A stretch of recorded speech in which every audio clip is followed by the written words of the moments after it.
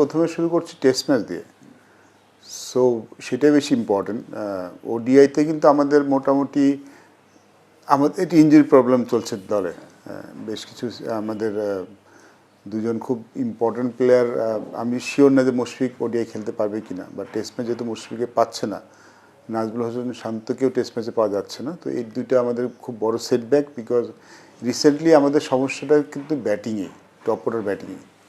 Top order batting যখন ভালো করছে আমরা কিন্তু ভালো করছি, বা টপ অর্ডার ব্যাটিং যখন কলাপস করছে আমাদের রেজাল্টটা ভালো হচ্ছে না। আমাদের বোলিং কিন্তু এখন স্ট্যান্ডার্ড বোলিং, আমি বলবো আমাদের বোলিং সাইডটা, but batting is a concern definitely, এবং দুজন খুব গুরুত্বপূর্ণ ব্যাটসম্যান খেলছেন না। তো সেই দিক থেকে আমাদের জন্য খুবই গুরুত্বপূর্ণ আমাদের যারা তাদের জায়গায় যারা খেলছেন তারা কেমন করবেন। যদি টেস্ট সিরিজ আমাদের ভালো করতে হয়, ডেফিনেটলি টপ অর্ডার ব্যাটসম্যানদের ভালো করতে হবে। This is been a problem for us. পাকিস্তানেও আমরা জিতেছি, বাট সেখানেও কিন্তু টপ অর্ডার সবাই যে রান করেছে তা কিন্তু না, বিচ্ছিন্নভাবে রান হয়েছে, ক্যালকুলেটিভ পারফরমেন্স ছিল।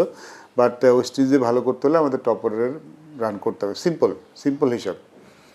ওডিআই টি-20 সিরিজে হয়তো অতটা সমস্যা হবে না, আমরা হয়তো ম্যানেজ করে নিতে পারবো। আমাদের যেই ব্যাকআপ প্লেয়ার আছে তারা হয়তো ওডিআইতে ম্যানেজ করে নিতে পারবেন, বা test match is a big concern. Test ম্যাচে ভালো করতে হবে, যারা যাচ্ছেন তাদের জায়গায় তাদেরকে ভালো করতে হবে, এবং ব্যাপারটা সহজ হবে না, ব্যাপারটা বেশ কঠিন হবে।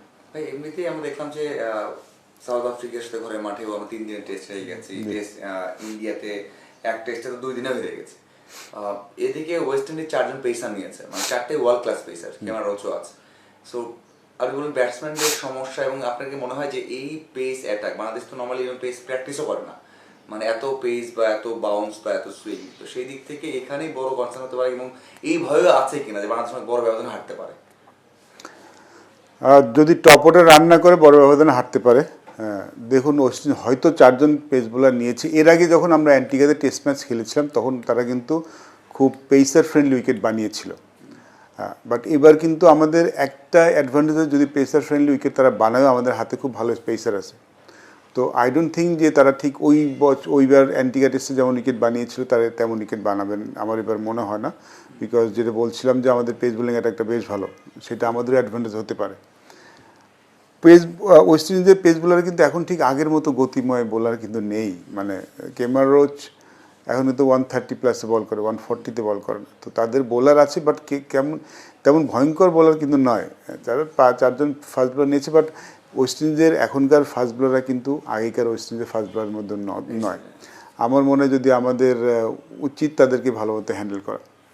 আমি যদি অন্য দলগুলির সাথে আমরা যদি তুলনা করি, ইন্ডিয়া, সাউথ আফ্রিকা, তাদের বোলিং অ্যাটাকে আসলে কোয়ালিটি ফাস্ট বোলার আছে।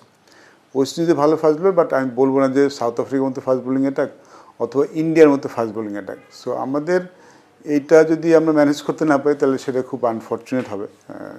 আমি মনে করি সেটা করা উচিত আমাদের। তারা কজন ফাস্ট বোলার খেলাচ্ছেন সেটা বড় ইস্যু হওয়ার কথা না। আর আমি যেটা মনে করছি, তারা হয়তো আমাদের এর আগে অ্যান্টিগাতে যেমন উইকেট দিয়েছিলেন তেমন উইকেট হয়তো আমাদের এবার দিবেন না। ওয়ানডে কি মনে হয় বাংলাদেশের ওয়ানডেতে এখন যদিও টেস্টে কনসার্ন আছে, কিন্তু ওয়ানডেটা খুবই ইম্পর্টেন্ট। চ্যাম্পিয়ন্স ট্রফির আগে লাস্ট ওডিআই সিরিজ আমাদের 3টা ম্যাচ, যেখানে সাকিবও ব্যাক করতে পারে, একটা আভাস দিয়েছে। তো এই সিরিজটা আপনি কিভাবে দেখেন, মানে কতটা ইম্পর্টেন্ট সিরিজ দেখছেন? ইম্পর্টেন্ট সিরিজ তো প্রতিটা সিরিজে ইম্পর্টেন্ট। আমরা যখন যে কোনো লাস্ট যে সিরিজটা খেলাম আফগানিস্তানের সাথে, সেটাও খুব ইম্পর্টেন্ট সিরিজ ছিল আমাদের জন্য। সো ইটস নট দ্যাট যে এটাই স্পেশাল কোনো সিরিজ, বাট অবভিয়াসলি যেহেতু চ্যাম্পিয়ন্স ট্রফির আগের সিরিজ, এটার পারফরমেন্সটা এইখান থেকে যদি ভালো করতে পারি, সেই কনফিডেন্সটা অবশ্যই আমাদের চ্যাম্পিয়ন্স ট্রফিতে কাজে লাগবে। It's important definitely. বাট ওডিআইতে কিন্তু আমরা লাস্ট ওডিআই যদিও আমরা 2-1 হেরেছি, বাট আমি বলবো যে সেখানে আমাদের হয়তো জেতার সম্ভাবনা তৈরি হয়েছিল, এবং ওয়েস্ট ইন্ডিজকে কিন্তু হারানো সম্ভব। এখন কিন্তু ওয়েস্ট ইন্ডিজ দলটা ঠিক আগের মতো ওয়েস্ট ইন্ডিজ দল নয় যে যাদেরকে একদম হারানো যাবে না, কিংবা খুব বেশি আইকনিক প্লেয়ার আছে ওয়েস্ট ইন্ডিজ দলে। হয়তো টি-20 ডিফারেন্ট তারা, বিকজ তাদের টি-20 টিমটা সবাই ফ্রান্স ক্রিকেট খেলে থাকেন, বেশ কিছু প্লেয়ার আছে টি-20 ক্রিকেটে। বাট ওডিআই ফরম্যাটে আমার মনে হয় যে আমরা যদি যেই ক্রিকেটটা খেলি সেটা খেললে তাদেরকে হারানো সম্ভব। বাট ওয়েস্ট ইন্ডিজ মাটিতে সামও আমাদের রেকর্ড করে ভালো না। তো এবং আশা করছি যে যদি আমরা ওডিআই সিরিজে আমাদের পুরো দলটা পাই, সবাই যদি খেলতে পারে, তাহলে ওডিআই সিরিজে ভালো করা সম্ভব। টেস্ট ম্যাচ ডিফিকাল্ট হবে, T20ও ডিফিকাল্ট হতে পারে, বাট ওডিআই সিরিজে ওয়েস্ট ইন্ডিজের সাথে আমি মনে করি ভালো করা সম্ভব। ভাই, যেটা বললেন যে আপনারা ইন্টারভিউ করেছিলেন প্রায় 6 মাস আগে, আমার মনে আছে এখন এখানেই আপনি বলেছিলেন যে তামিম ইস্যু, সাকিব ইস্যু তাদের সলভ হওয়া উচিত, মানে এই চ্যাম্পিয়ন্স ট্রফি নিয়েও জিজ্ঞাসা করছিলাম, তাহলে হয়তো চ্যাম্পিয়ন্স ট্রফিতে একটা সেটেল টিম পাওয়া যাবে। সেই ইস্যুটা এখনো 6 মাস পর আপনি জিজ্ঞাসা করছি, মানে সেটেল হয়নি। মানে এই বিষয়টা আপনার কাছে কেমন লাগে? আনফর্চুনেট কারণ যখন আপনি কোনো টুর্নামেন্ট খেলবেন, চ্যাম্পিয়ন্স ট্রফি বলেন অথবা ওয়ার্ল্ড কাপ বলেন, সবাই কিন্তু দলটাকে নিয়ে 1 বছর কিংবা 2 বছর ধরে প্ল্যান করে এবং সবার কিন্তু সেট আপ তৈরি হয়ে যায়, সবার কিন্তু একটা রোল তৈরি হয়ে যায়। যে কোনো সব বড় দল, ভালো দলগুলি যারা খেলে থাকেন, স্পেশালি টপ অর্ডারে অথবা যারা বোলিংটা লিড করেন, তাদের সবার কিন্তু রোল তৈরি হয়ে যায়। টিমে সবাই জানেন কার কী রোলটা কী, কাকে কখন কীভাবে ব্যবহার করা হবে। যখন আপনার মধ্যে একাদশ নিয়ে কনফিউশন থাকবে, যখন ব্যাটিং অর্ডার নিয়ে কনফিউশন থাকবে, সেটা কখনোই সাহায্য করে না। এবং আমাদের মাত্র একটা সিরিজ বাকি আছে, আমার মনে হয় যে যেটাই হোক সেটাকেই ব্যাক করা উচিত। যদি আমরা যেটা নিয়ে যাচ্ছি সেটা নিয়ে যাওয়া উচিত, অথবা যদি কোনো অন্য কোনো প্ল্যান থাকে সেটা নিয়ে এখনই করে ফেলা উচিত। চ্যাম্পিয়ন্স ট্রফির ঠিক আগ মুহূর্তে যে যদি আমরা সেটা করি, চ্যাম্পিয়ন্স ট্রফিতে যে আমরা করি, সেটা আসলে ভালো হবে না। আমাদের সামনে কিন্তু একটা আমি আগে বলেছি একটা এক্সাম্পল ছিল 2023 ওয়ার্ল্ড কাপে, লাস্ট মোমেন্টে একটা আমাদের বড় চেঞ্জ করতে হয়েছে, যেটার মূল্য কিন্তু আমাদের ওয়ার্ল্ড কাপে দিতে হয়েছিল। পুরো ওয়ার্ল্ড কাপে আমাদের ব্যাটিং অর্ডারটা কোনো সেটেল ছিল না। তো এটা আমি চাই না, কোনোভাবে চাই না সেটা হোক। যেটা হবে, যদি হয় এখনই হয়ে যাওয়া উচিত অবশ্যই। আপনি কি মনে হয় যে এই টিমের অন্তত 7জন বা 8জন ঠিক আছে এখনো? এখনো তো অনেক জায়গায়, যেমন ওপেনিং এ জাকিরকে আবার হঠাৎ করে লাস্ট আমরা দেখলাম, আমরা দেখলাম যে জাকিরও লাস্ট মোমেন্টে আসলেন। এরপর হচ্ছে পেস ডিপার্টমেন্টেও আমরা দেখলাম রাইন রানা ইনক্লুশন আসলো। মানে আগের 11 জন ছিল, সেখানে সাকিবও হয়তো ব্যাক করছে। তো সেই ছাড়া 5-6টা জায়গা, মানে 11 জনের মধ্যে 5-6 জায়গায় একটু ঝুঁকিপূর্ণ হয়ে গেছে। এটা আপনি কিভাবে দেখেন? যে দেখুন, প্লেয়ার লাইক তামিম, সাকিব, মুশফিক, মাহমুদুল্লাহ, এদেরকে আপনি লাস্ট মিনিটে ইনক্লুশন করলে কিন্তু কোনো সমস্যা নেই, because this guys are proven international cricket তারা খেলেছেন, তারা তাদের রোলটা খুব ভালো করে জানেন।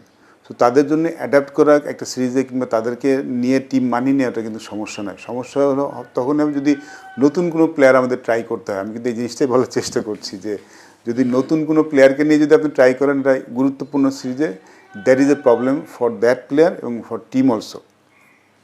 পুরানো যারা প্লেয়ার আছেন, যারা প্রুভেন প্লেয়ার, যারা অনেক দিন ধরে খেলেছেন, তাদের আপনি টুর্নামেন্ট আগে, সিরিজের আগে নিলেও কিন্তু তাদের জন্য মানিয়ে নেওয়া একটা সমস্যা নয়। কিন্তু নতুন কোনো প্লেয়ারকে নিয়ে যদি আপনি নিতে চান, তাহলে কিন্তু তাকে আগেই তৈরি করতে হবে। তাকে ওই টুর্নামেন্টে নিজে তৈরি করা কিংবা টুর্নামেন্টের মধ্যে ফেলে দেওয়া, সেখানে সাকসেস হওয়ার চান্সটা কমে যায়। কিন্তু আপনি সেই আশা তো আমরা করতেই পারতাম যে যেহেতু পাকিস্তানের ম্যাচ, ব্যাটিং উইকেট হবে এবং সেখানে আমরা কিছুদিন আগে টেস্ট জিতে এসেছি, সো ওখানে যদি হয় তাহলে যে টিম সেটেল হতো, আমরা ভালো কিছু আশা করতে পারতাম। এখনও সম্ভাবনা আছে, এখনও সম্ভাবনা যে নাই তা না। চ্যাম্পিয়ন্স ট্রফির আগে আমরা মানে সব ঠিকঠাক করার মতো সময় এখনও আমাদের আছে, but we need to be clear. আমাদের মাইন্ডটা ক্লিয়ার থাকাটা খুব ইম্পর্টেন্ট। আর ভাই, সাকিবকে যে বললাম যে ব্যাক করতে যাচ্ছে, নিজেই বলছে আসলে এই কথা, এইটা কেমন? মানে ওর জন্য তো অবশ্যই সিরিজ খেলা ইম্পর্টেন্ট এবং ব্যাক করলে মনে হয় যে ওর সেটেল হওয়া বা দলের কনফিডেন্স নিয়ে এগুলো ঝামেলা হবে না। যেটা আমি আবার বলছি, প্লেয়ার লাইক তামিম, মাহমুদুল্লাহ, মুশফিক, সাকিব, তারা অনেক দিন ধরে ইন্টারন্যাশনাল ক্রিকেট খেলেছে। তো তারা তাদের রোলটা জানে, টিমেও তাদেরকে কোথায় কীভাবে ব্যবহার করবে সেটা জানে। তো তাদের লাস্ট মিনিটে ইনক্লুশনটা আসলে খুব একটা সমস্যা তৈরি করে না।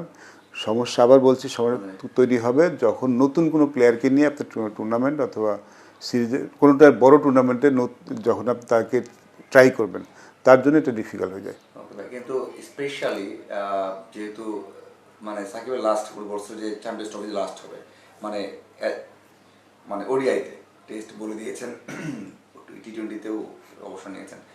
সো আপনার কি মনে হয় সেখানে লাস্ট হওয়াটা উচিত নাকি আরো experience? It depends on individuals and situations. তামিমও কিন্তু এখন রিটায়ার করেনি, সো তামিমকেও কিন্তু আপনি রাইট অফ করতে পারবেন না। সো আমি সম্ভবত চ্যাম্পিয়ন্স ট্রফির পরে আমরা বাকি সেই 4জন খেলোয়াড়দের একসাথে পাওয়াটা হয়তো আমাদের জন্য মুশকিল হবে। মানে তারা তো একদম এন্ড অফ ক্যারিয়ার দিয়ে চলে এসছেন, বাট চ্যাম্পিয়ন্স ট্রফি পর্যন্ত কেউ কিন্তু এখন অবসর নেননি। তো যখন অবসর নেননি তখন তো আমরা এখনও সবাই আশা করতেই পারি যে তারা হয়তো খেলতে পারেন, বিকজ তার আগে ডোমেস্টিক টুর্নামেন্ট আছে, সবাই সবাইকে দেখতে পারবেন। চারজনকে আর মনে করেন চারজনের বেস্ট অপশন হতে পারে, কারণ তো ওয়ার্ল্ড কাপ আর নেই, যে বেস্ট অপশন হতে পারে যে এখানে ভালোভাবে শেষ করে দেয়া। আমি তো চাইবো যে তারা আর অনেকদিন খেলুক নতুনদের সাথে, নতুনরা আমাদের নতুন খেলোয়াড়রা কিন্তু এখনও তৈরি হননি, তো তাদের তৈরি হওয়ার জন্য কিন্তু এই খেলোয়াড়দের সাথে থাকাটা খুব ইম্পর্টেন্ট। তারা যদি সিনিয়র প্লেয়ার হয় কি প্রেশারটা তারা নিয়ে নেন, তো জুনিয়র যারা আসেন তাদেরকে একটু চাপমুক্ত হয়ে খেলতে পারেন। তো যদি তারা খেলেন তাদের সাথে যদি বাকি প্লেয়ারগুলি তৈরি হয়ে যায় তাহলে সেটা দলের জন্য ভালো।